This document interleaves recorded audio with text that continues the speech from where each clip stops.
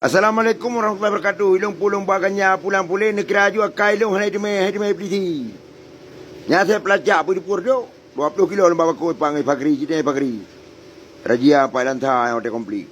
Ate bibiraya ate pelajak. Ha? Ulah yang tahu. Pergi peliti kan. Kalau ada ke mana? Nembak aja saya. Lihat maklum ni. Enggak usah lah itu. Wa minum aja itu. Ni 20 rupiah.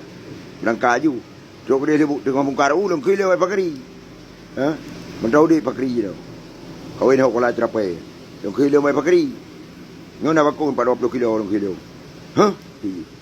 Ya udah mesti kira pun itu yang kamati mendua, kamati di. Kamati ke. Apa mati long tidak mendua tu. Yang maji. Nya pakali kapriu dong kilo ada katru. Kajur Sandro belum balik long nginda berangkat ke dia pulau nanti tabat ke Bambacir. Bakung dalam kalagu inanju. Bakung lu balik dengan tindak kerupung juga. Kamu bawa ciri anak tu mai. Namban. Kan dah apa?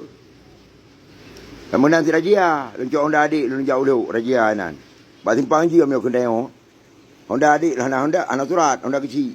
Pak surat mai lu jauh lu dah kutip. Dah kutip peng ada yang peng bokai kan. Merajia tu. Barajia kai dok.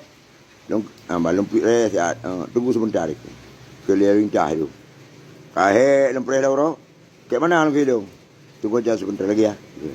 Dong lau. Hei, ke mana lu kidung?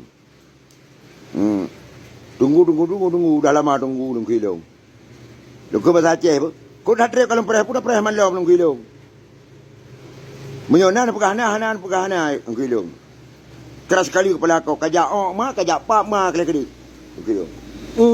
Luang nama leh. Nak suruh lu. Coba kau tunggu sekali, coba. Peruk dah bau tahu. Ambil aja kereta sama kau puki mak kau lu. Lu ke Balinta. Ha? Licau Honda ke dak ayu. Ka 3 minggu deh mak lu. Ka Honda ho ka. Nampak kan? Lu pegah aju Honda kai drop di hidup. Okey dong. Berarti me hana ya jok kroi kecil. Kakana bubruk ina lu hana ya jok kalau kamu dia ngau yang. Ya jok kroi kecil lu. Bayar jok kroi, kita yang lu pegah aju lu pungo lu. Di pegah keroi te kaiwo ketika minggu saya deh acau. Ni hanya acau bro ina. Oleh yang lepuh kaya tiga ti punya budi di piti ngan tidur meradin. Ha? Dong hidung. Punya budi dong hidung kabeh kate mak aju dong hidung. Tantangnya trawakah waju mata Allah kaya palau tiang pakor dari Tuhan. Pumur tang wakah ka drop. Kaya kali kau padum. Kali kau piti kaya adang nu di haji tebar depat. Je pekang ka drop. Kamu juta hektar kau bro ina. Lu acau ka pumui hero kelung dong hidung. Ha? Ya awak juga nak ketepu. Rumah jauh pen yum IBO.